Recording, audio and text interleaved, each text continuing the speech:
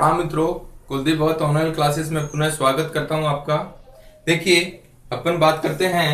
ये आपका जो टॉपिक चल रहा है ये है गौतम बुद्ध या बौद्ध धर्म के बारे में। गौतम बुद्ध का प्रारंभिक जीवन है, इसके बारे में अपन ने बात करी थी। और आज जो अपन बात करेंगे ये गौतम बुद्ध की शिक्षाएं हैं, इसके बारे में बात करेंगे कि उनके द्वारा जो शिक्षा है ये कौन सी शिक्षा दी गई, कैसे उन्होंने शिक्षा दी और क्या क्या उन्होंने अपनी शिक्षाओं में वर्णित किया है, इन सभी की क्या करेंगे, बात करेंगे। तो आगे देखिए, अपना जो टॉपिक रहेगा आज का वो है गौतम बुद्ध के द्वारा दी गई शिक्षा। तो शिक्षाओं के बारे में अपन बात करेंगे। देखिए साहब, गौतम बुद्ध की शिक्षाएं। गौतम बुद्ध है इनकी शिक्षाएं।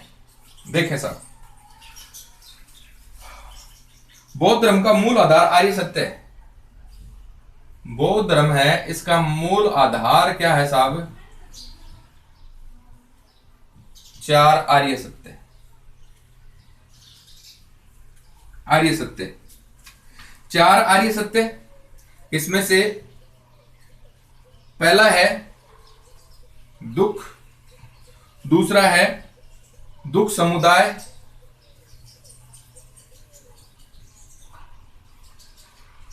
तीसरा है आपका दुख निरोध,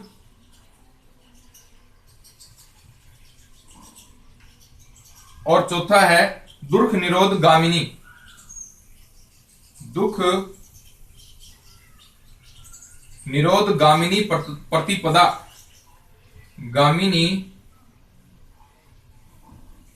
प्रतिपदा। गामिनी प्रतिपदा। इसमें देखिए, शिक्षाओं में बात करेंगे। सबसे पहले चार आर्यों की बात करेंगे, और चार आर्यों में जो पहला है ये क्या है? दुख है। देखें साहब, आर्य में चार आर्य सत्य में पहला दुख। सभी वस्तुएं दुख में है। सभी वस्तुएं दुख में है। ये सब किसका विचार है या किसका उपदेश है? गौतम बुद्ध का, कि सभी वस्तुएं हैं ये क्या है? दुख में हैं। अब अपन बात करें तो देखिए, 2 नंबर पे है दुख समुदाय। दुख समुदाय। दुख समुदाय की अपन बात करें तो इसमें क्या है? दुख के कारण। दुख के कारण क्या क्या कारण है? ईर्ष्या, लोभ, मोह और काया। ये है दुख के कारण। दुखों का मूल कारण, दुखों का मूल जो कारण है ये क्या है? तृष्णा। तृष्णा। दुखों के कारणों को प्रतीत्य समुत्पाद कहा गया। दुखों के कारणों को प्रतीत्य समुत्पाद कहा गया। प्रतीत्य समुत्पाद कहा गया। और इसी प्रतीत्य समुत्पाद का दूसरा नाम है कार्य कारण सिद्धांत। कार्य कारण सिद्धांत। नेक्स्ट अपन बात करते हैं, प्रतीत्य समुत्पाद है। इस शब्द का जो अर्थ है ये है ऐसा होने पर ऐसा होगा। ऐसा होने पर ऐसा होगा। नेक्स्ट अपन बात करें तो देखेंगे, दुखों का सामूहिक नाम जरा मरण। दुखों का सामूहिक नाम जरा मरण। सामूहिक नाम है जरा मरण। प्रतीत्य समुत्पाद बौद्ध दर्शन का मूल।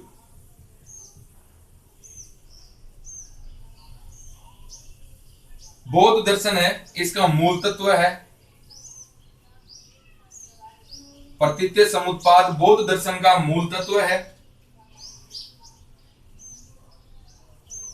प्रतीत्य समुत्पाद में 12 क्रम दे रखे हैं, 12 क्रम हैं जिन्हें द्वादश निदान कहते हैं। द्वादश निदान कहा जाता है। प्रतीत्य समुत्पादों की जो भाषा है ये पाली है, भाषा पाली। ये बुद्ध के आदेशों का सार है, बुद्ध के आदेशों का सार है, वह उनकी संपूर्ण शिक्षा का आधार है, वह उनकी संपूर्ण शिक्षा का क्या है, आधार है। प्रतीत्य समुत्पाद, इसमें 12 कड़ियां हैं, 12 कड़ियां हैं, यानी वही द्वादश निदान। 12 कड़ियां हैं इसके अंदर, जो 12 कड़ियों में व्यक्त किया गया है। कौन कौन सी हैं ये 12 द्वादश निदान? जाति, यौ, उपादान, तृष्णा, वेदना,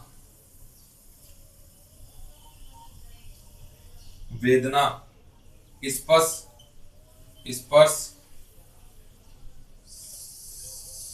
सड़ायन,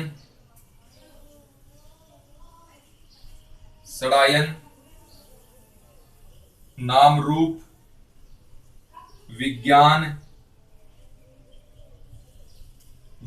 संस्कार,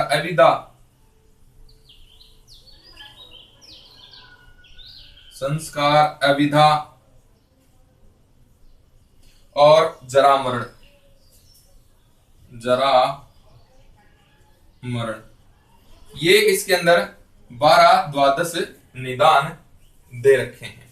देखिए साहब, एक बार देखिए इनको दोबारा। आज का अपना जो टॉपिक है ये है बौद्ध धर्म की शिक्षाओं के संदर्भ में।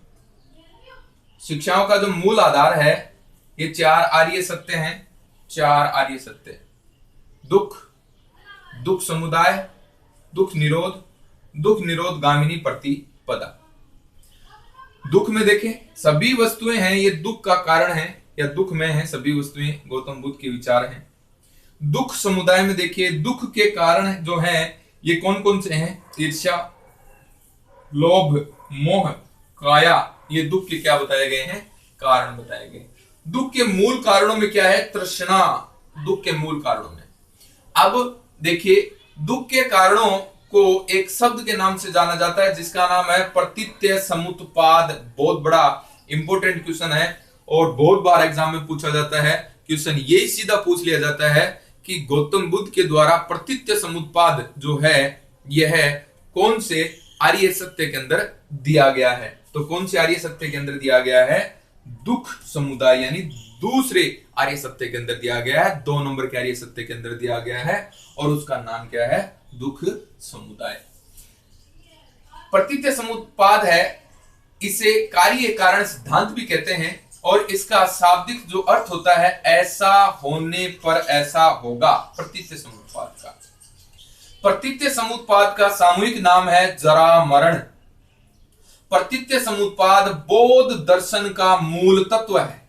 बौद्ध दर्शन का मूल तत्व है, ध्यान में रखना। प्रतीत्य समुत्पाद के अंदर 12 कड़ियां हैं जिसे द्वादश निदान कहते हैं। प्रतीत्य समुत्पाद पाली भाषा में रचे गए हैं। बुद्ध के आदेशों का जो सार है वो किसके अंदर दिया गया है?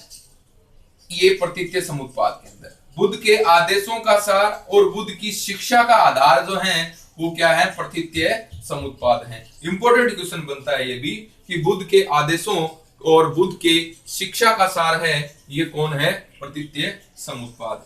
इसके अंदर जो 12 कड़ियां हैं उसे द्वादश निदान कहा गया और इस द्वादश निदान के अंदर कौन कौन से हैं? तो देखिए जाति, यव, उपादान, तृष्णा, वेदना, स्पर्श, सड़ायन, नाम रूप, विज्ञान, संस्कार, अविधा और जरा मरण। ये क्या है साहब? शिक्षाएं बौद्ध धर्म की पढ़ रहे हैं अपन। बौद्ध धर्म की जो शिक्षाएं हैं उनके बारे में बात कर रहे हैं सब। तो 2 आर्य सत्य देखिए, एक तो दुख और एक दुख निरोध। अब जो तीसरा आर्य सत्य है वो देखेंगे दुख निरोध। एक तो दुख देख लिया अपन ने, और दूसरा आर्य सत्य देख लिया दुख समुदाय। और अब बात करेंगे दुख निरोध की।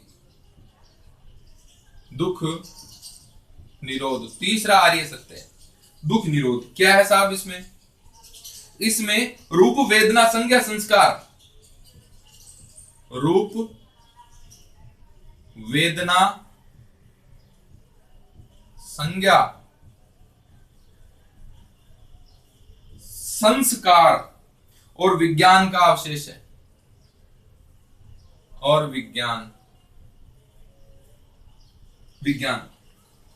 विज्ञान का अवरोध है, अवशेष नहीं सॉरी अवरोध।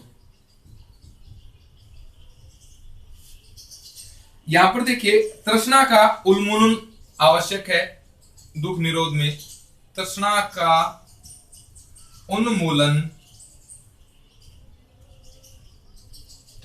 उन्मूलन आवश्यक है। निर्वाण प्राप्ति ये भी कौन से आर्य सत्य में है? तीसरे आर्य सत्य के अंदर। चौथा जो आर्य सत्य है ये है दुख निरोध गामिनी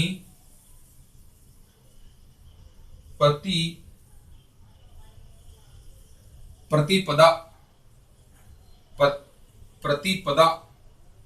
ये देखिए दुख दूर करने के उपाय, इसके अंदर दुख दूर करने के उपाय, दुख दूर करने के उपाय। इसमें अष्टांगिक मार्गों की बात की गई है, और ये अष्टांगिक मार्ग हैं, ये तैत्तिरीय उपनिषद में है। इंपॉर्टेंट क्वेश्चन बनता है, अपन बात करेंगे आगे। अष्टांगिक मार्ग को भिक्षुओं का कल्याण मित्र कहते हैं। अष्टांगिक मार्ग को भिक्षुओं का कल्याण मित्र कहते हैं। भिक्षुओं का कल्याण मित्र कहते हैं। अब अष्टांगिक मार्ग देखें। अष्टांगिक मार्ग इंपॉर्टेंट बात बता रहा हूं। अष्टांगिक मार्ग इसे 3 स्कंदों में बांटा गया है। 3 स्कंदों में बांटा गया है इसको। 3 स्कंदों में बांट दिया गया है। 3 स्कंद कौन कौन से हैं? देखिए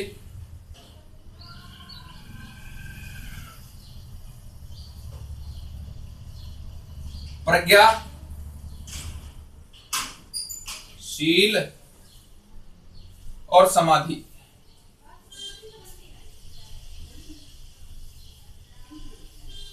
इसमें देखिए प्रज्ञा में कौन कौन से अष्टांगिक मार्ग हैं?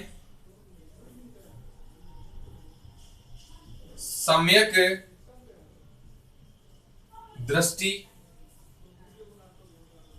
सम्यक संकल्प, सम्यक वाणी। शील के अंदर कौन कौन से हैं? शील स्कंद में सम्यक कर्मांत, सम्यक कर्मांत। दूसरा है सम्यक आजीव। समाधि के अंदर देखें, समाधि में भी ये आपका चौथा हो गया, ये 5वां हो गया। छठा देखिए, छठा है आपका सम्यक व्यायाम, सम्यक व्यायाम। 7वां देखिए सम्यक स्मृति, और 8वां देखिए सम्यक समाधि। ये अष्टांगिक मार्ग है, यानी 8 मार्ग है अष्टांगिक मार्ग के अंदर, और इनको 3 स्कंदों में बांट दिया गया है। तो इसकी अपन चर्चा करेंगे आगे। देखिए पहले और देख लेते हैं।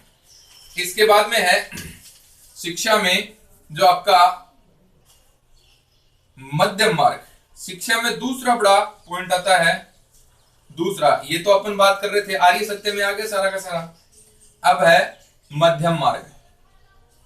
मध्यम मार्ग देखिए, अधिक सुखपूर्ण तथा अधिक सुखपूर्ण तथा काया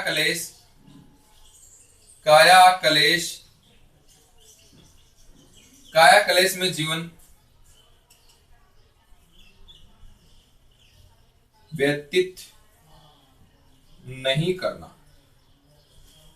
नेक्स्ट है तीसरे नंबर पे गौतम बुद्ध की शिक्षा है पंचशील सिद्धांत। पंचशील सिद्धांत, ये देखिए पंचशील सिद्धांत है, ये छांदोग्य उपनिषद से लिए गए हैं।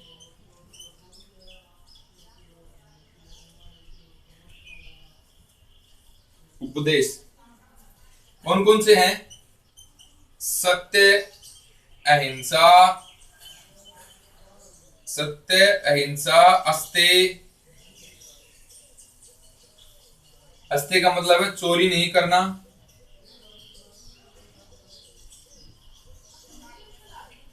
चौथा जो है अपरिग्रह। अपरिग्रह यानी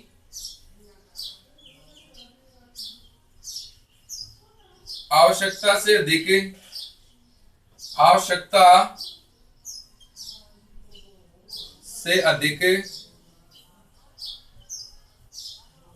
संग्रह नहीं।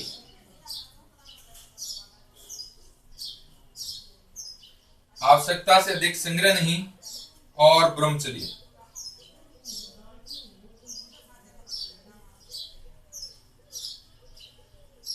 ब्रह्मचर्य देखिए सर, अपन बात करते हैं गौतम बुद्ध की शिक्षा नामक अपना टॉपिक चल रहा है, जिसमें अपन ने 4 आर्य सत्य देखे हैं और 4 आर्य सत्य में अपन 2 पढ़ चुके हैं, दुख और दुख समुदाय।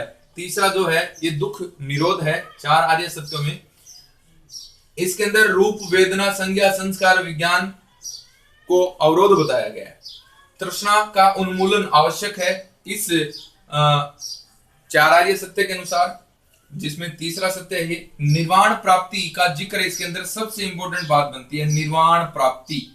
निर्वाण प्राप्ति का जिक्र है ये कौन से आर्य सत्य में? तीसरे आर्य सत्य में। और इससे पहले बात कर रहे थे प्रतीत्य समुत्पाद कौन से में है? दूसरे आर्य सत्य में। अब चौथा आर्य सत्य है दुख निरोध गामिनी प्रतिपदा, यानी दुख दूर करने के उपाय किसमें दिए गए हैं? अष्टांगिक मार्ग में दिए गए हैं। और अष्टांगिक मार्ग कहां से लिया गया है? तैत्तिरीय उपनिषद से लिया गया है। इंपॉर्टेंट बात बनती है कि अष्टांगिक मार्ग है ये कौन से आर्य सत्य में दिए गए हैं? चौथे आर्य सत्य में दिए गए हैं। अब देखिए अष्टांगिक मार्ग है, इसे भिक्षुओं का कल्याण मित्र भी कहा जाता है। अष्टांगिक मार्ग है, इनको 3 स्कंदों में बांटा गया है। 3 स्कंद कौन कौन से हैं? प्रज्ञाशील समाधि, ये त्रिरत्न भी हैं बौद्ध धर्म के, प्रज्ञाशील समाधि। इसमें देखेंगे प्रज्ञा के अंदर 3 आपके मार्ग आते हैं, शील के अंदर 2 मार्ग आते हैं, समाधि के अंदर 3 मार्ग आते हैं। और ये क्रम भी है इनका, ये क्रम भी आपको ध्यान में रखना है। अष्टांगिक मार्गों का क्रम भी पूछ लिया जाता है। तो प्रज्ञा के अंदर सम्यक दृष्टि, सम्यक संकल्प, सम्यक वाणी। शील के अंदर सम्यक कर्मांत, सम्यक आजीव। समाधि के अंदर सम्यक व्यायाम, सम्यक स्मृति, सम्यक समाधि। तो ये 8 जो हैं ये है अष्टांगिक मार्ग हैं, जिनको आपको ध्यान में रखना है। दृष्टि, संकल्प, वाणी, कर्मांत, आजीव, व्यायाम, स्मृति और समाधि, ये ध्यान में रखना आपको अष्टांगिक मार्गों में, जो ये कर्म भी है इनका। अब देखिए गौतम बुद्ध की जो दूसरी शिक्षा थी वो क्या थी? मध्यम मार्ग। गौतम बुद्ध है, यह इनका कहना था कि आपको अधिक सुखपूर्ण जीवन नहीं व्यतीत करना चाहिए और न ही आपको काया को कष्ट देना है। यानी न तो वीणा के तार को इतना ढीला करो कि वो बज नहीं पाए और न ही वीणा के तार को इतना टाइट करो कि वो टूट जाए। तो ये मध्यम मार्ग हो गया, मध्यम मार्ग हो गया। अब अपन बात करें, यानी मध्य मार्ग है ये अपनाया गौतम बुद्ध ने। पंचशील सिद्धांतों की बात करें तो पंचशील सिद्धांत कहां से लिए गए साहब? छांदोग्य उपनिषद से लिए गए। पंचशील सिद्धांत छांदोग्य उपनिषद से लिए गए। कौन कौन से हैं? सत्य, अहिंसा, अस्त्य, अस्त्य का मतलब होता है चोरी नहीं करना, अपरिग्रह यानी आवश्यकता से अधिक कोई भी चीज का क्या नहीं करना, संग्रह नहीं करना, और है ब्रह्मचर्य। ब्रह्मचर्य ये आपका जो है ये पंचशील हो गए। अब इसके बाद में अपन बात करें गौतम बुद्ध की चौथी शिक्षा जो क्या थी? पहली शिक्षा अपन ने 4 आर्य सत्य देखे। इसके बाद में दूसरी है यह है अपने देखा जो अष्टांगिक मार्ग है ये देखे, और तीसरी जो है ये अपन ने देखा कि मध्य मार्ग है ये देख लिया, और चौथा जो अपन ने देखा है वो देखा है पंचशील सिद्धांत। अब देखिए आगे, पंचशील सिद्धांत के बाद में 10शील सिद्धांत भी है यहां पर। 10शील सिद्धांत भी है। 10शील सिद्धांत के अंदर एक तो पंचशील सिद्धांत शामिल हो जाते हैं, पंचशील सिद्धांत शामिल हो गए सारे के सारे, और छठा जो है, छठा 10शील सिद्धांत के अंदर पंचशील शामिल हो जाते हैं। कौन कौन सा? सत्य, अहिंसा, अस्त्य, अपरिग्रह और ब्रह्मचर्य। इसके बाद में ये जो 5 पंचशील सिद्धांत हैं ये भिक्षुओं के लिए हैं, भिक्षुओं के लिए पंचशील सिद्धांत।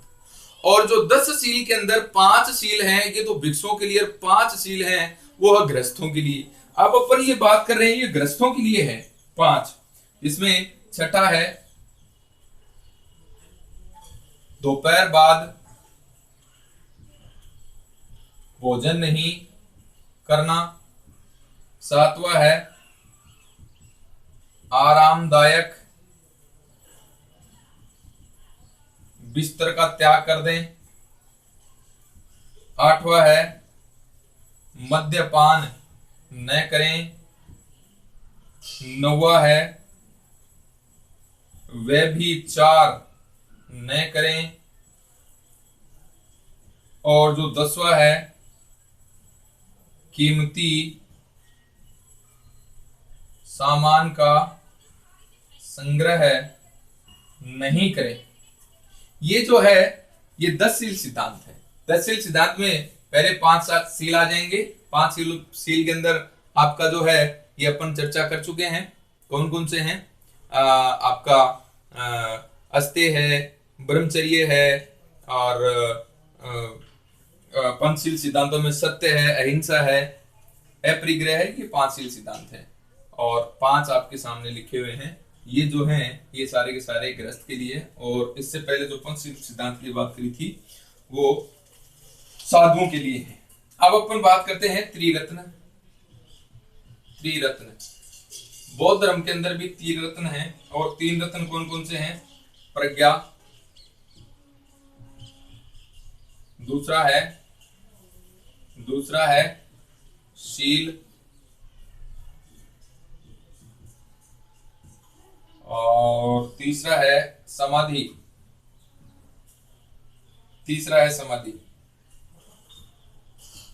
यानी श्रद्धा व सहृदय। शील का मतलब होता है सदाचरण, शील का मतलब, प्रज्ञा का मतलब श्रद्धा सहृदय, और समाधि के अंदर चित्त और मन की एकाग्रता। चित्त और मन की एकाग्रता। तथा कई जगह पर त्रिरत्नों में बुद्ध धम्म संघ भी दे रखा है। बुद्ध धम्म संघ भी दे रखा है 3 रत्नों में। वैसे त्रिरत्न वास्तव में बौद्ध धर्म में ही है। अब बात करें बौद्ध धर्म की मान्यताएं। बौद्ध धर्म की मान्यताएं क्या क्या थी? मान्यताओं में देखिए, अनिश्वरवादी है बौद्ध धर्म। 2 है मूर्ति पूजा का खंडन करता है। मूर्ति पूजा का खंडन करता है, वेदों का खंडन करता है,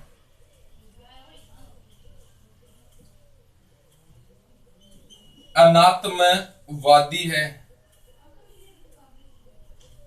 पांचवा है क्षणिक वादी है, छठा है कर्म वादी है और पुनर्जन्म को मान्यता देता है, पुनर्जन्म को मानता है।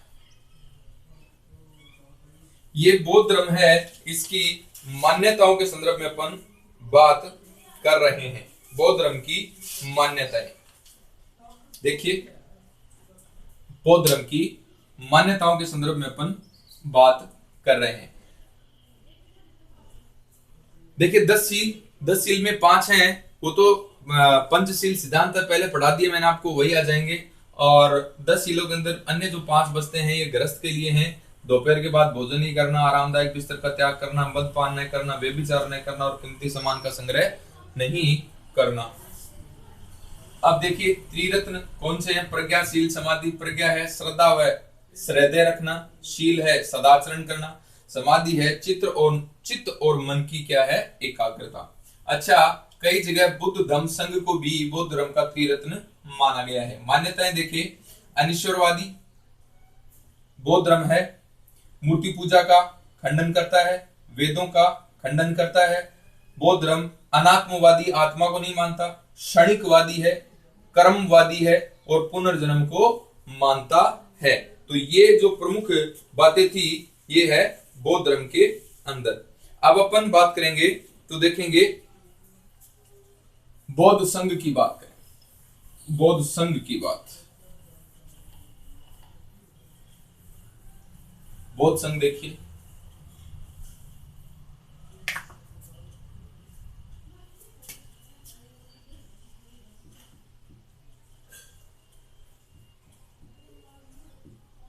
बौद्ध संघ, बौद्ध संघ में क्या क्या इंपॉर्टेंट बातें होंगी ये देखेंगे आप।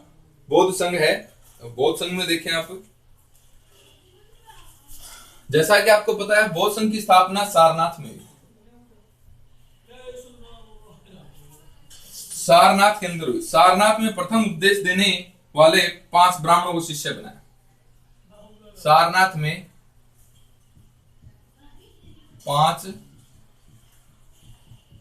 ब्राह्मणों के साथ में संघ क्या करी थी? संघ की स्थापना करी थी। बौद्ध संघ का संगठन गणतंत्रात्मक प्रणाली पर आधारित है। ये जो संगठन है इसका, ये गणतंत्रात्मक प्रणाली के ऊपर आधारित है। गणतंत्रात्मक प्रणाली के ऊपर यह आधारित है। संघ में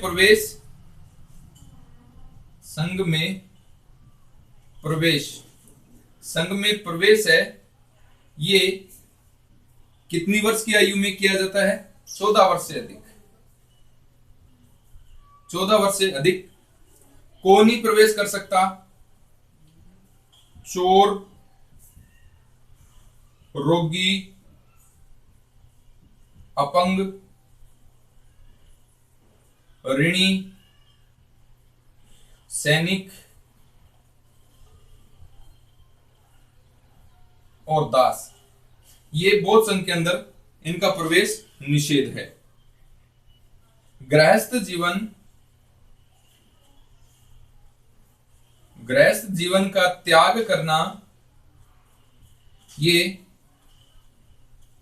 प्रवज्जा कहलाता है। गृहस्थ जीवन का त्याग करना प्रवज्जा कहलाता है। अब कार्य प्रणाली देखें। कार्य प्रणाली में देखिए, संघ की सभा में प्रस्ताव, संघ की सभा में प्रस्ताव, ये इसे कहते हैं नीति या व्रति। प्रस्ताव पाठ का प्रस्ताव पाठ को अनुसावन कहते हैं। प्रस्ताव पाठ को अनुसावन कहते हैं। नेक्स्ट है बहुमत से पारित प्रस्ताव को भूमिस्कीम कहा जाता है। प्रस्ताव में मतभेद की नीति को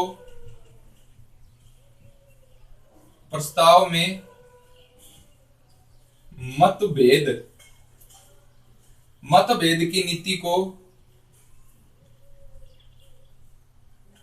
अधिकरण कहते हैं। नेक्स्ट है संघ की सभा में बैठने की व्यवस्था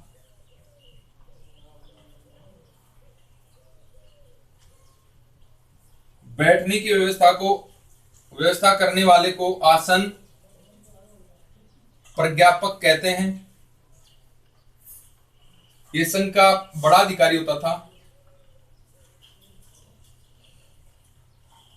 संघ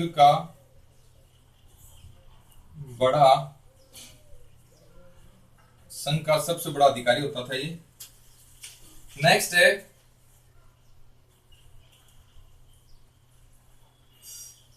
उपोषित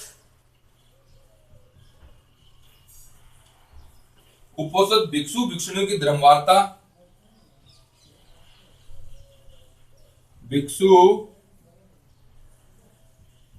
भिक्षुणियों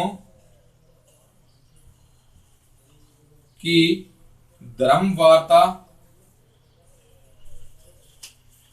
उपोषित कहलाती थी। उपसंपदा संघ में प्रविष्ट होने को उपसंपदा कहते थे। संघ में प्रविष्ट होने को उपसंपदा कहते थे।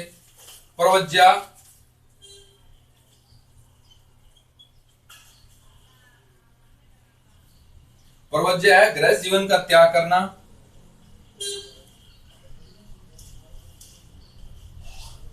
गृहस्थ जीवन का त्याग करना प्रवज्या कहलाता है। तथा प्रवज्या ग्रहण करने वाले को श्रावणकोर कहते हैं। प्रवज्या ग्रहण करने वाले को श्रावणकोर कहते हैं। बौद्ध धर्म के अनुयायी हैं।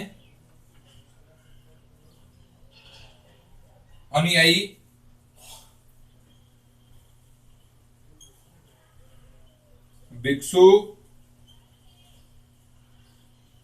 भिक्षुणियां ये तो होते थे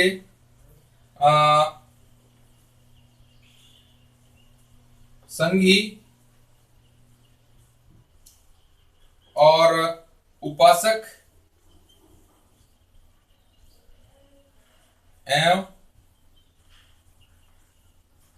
उपासिकाएं ये गृहस्थ जीवन व्यतीत करने वाले होते थे। देखिए अपन बात करते हैं बौद्ध संघ की स्थापना है यह सारनाथ में हुई थी। और सारनाथ में जो गौतम बुद्ध के साथ में 5 ब्राह्मण तपस्या कर रहे थे और वो उसको छोड़ के चले जाते हैं गौतम बुद्ध को, उन्हीं को यहाँ पर सारनाथ में उपदेश देते हैं। इसी कारण उपदेश सारनाथ में सबसे पहले दिया गया और यहीं पर इन्हीं को साथ में लेकर के 5 ब्राह्मणों को साथ में लेकर के संघ का निर्माण करते हैं, बौद्ध संघ का निर्माण करते हैं। ये जो बौद्ध संघ की जो प्रणाली थी, संगठन जो था ये गणतंत्रात्मक था। संघ में प्रवेश 14 वर्ष के बाद किया जाता था। चोरी, रोगी, अपंग, ऋणी, सैनिक, दास आदि को संघ में प्रवेश करने की अनुमति नहीं थी, निषेध था। गृह जीवन का त्याग करने वाला जो था प्रक्रिया उसे प्रवज्या कहते थे, यानी दीक्षा एक तरह से हो गई। संघ की सभा में जो प्रस्ताव होता था वो नीति अवृत्ति कहा जाता था। प्रस्ताव पाठ को अनुसावन कहते थे। बहुमत से पारित प्रस्ताव को भूमिस्कीम कहते थे। प्रस्ताव में मतभेद की नीति को अधिकरण कहते थे। संघ की सभा में बैठने की व्यवस्था करने वाला जो होता था ये आसन प्राध्यापक होता था और संघ का सबसे बड़ा अधिकारी भी होता था ये। नेक्स्ट है उपोसथ, भिक्षु भिक्षुणियों की धार्मिक वार्ता यानी वाद विवाद, ये उपोसथ। उपसंपदा, ये संघ में प्रविष्ट किया जाता था, संघ में प्रवेश लेने की प्रक्रिया को उपसंपदा कहते थे। प्रवज्या, ये जो है गृहस्थ जीवन का जो त्याग करते थे और संघ में प्रवेश करते थे, उनके लिए एक प्रक्रिया होती थी जो प्रवज्या यानी दीक्षा होती थी। और भिक्षु को प्रवज्या लेने के बाद में क्या कहा जाता था, श्रावण कोर कहा जाता था। अनुयायी भिक्षु भिक्षुणियां होते थे, ये तो संघ में निवास करते थे, संघी होते थे, एक साधु का जीवन व्यतीत करते थे, तपस्वी का जीवन व्यतीत करते थे। उपासक एवं उपासिकाएं जो होती थी ये गृहस्थ होते थे, जो घर में रहते थे और अपना जीवन यापन करते थे। आगे देखिए, और इसमें कार्य प्रणाली में बातें और बची हुई हैं, उनकी ओर अपन बात कर ले।